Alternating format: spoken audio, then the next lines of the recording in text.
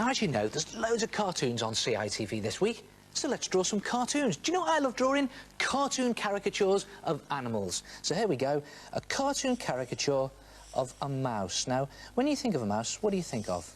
Big ears? OK, let's give the mouse big ears, like that. What about his eyes? Well, they're tiny little dots, really, aren't they? And a twitchy little nose, like that, with big whiskers coming off the sides, like that. And what about teeth? He's got those nibbly teeth. And there he is. Very simple and very silly, and yet obviously a mouse. And that's the key to a good cartoon or caricature. Keep it simple and keep it silly. Now, if you want to do animal cartoons or caricatures like I'm doing, then it's just a case of picking out one or two main features on the animal's face and exaggerating them. So, OK, let's do another one now. Let's do a lion. Now, when you think of a lion's face, what's the first thing you think of? Maybe that great big shaggy mane.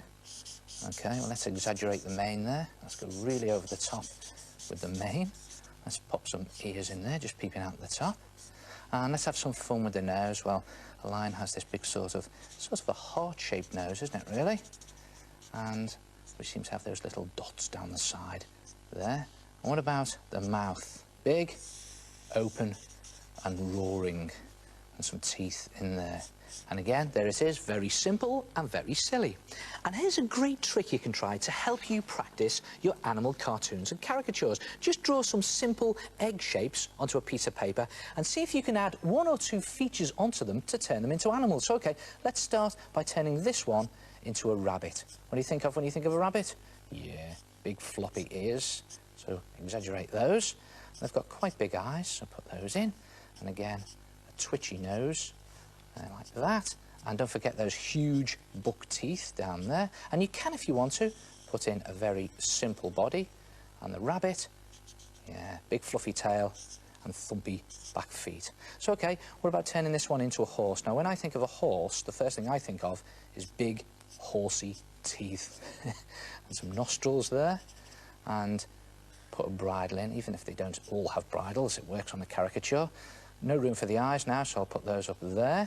That's all right, that works.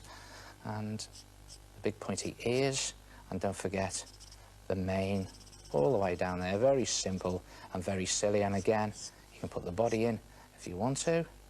Just keep it simple and keep it silly.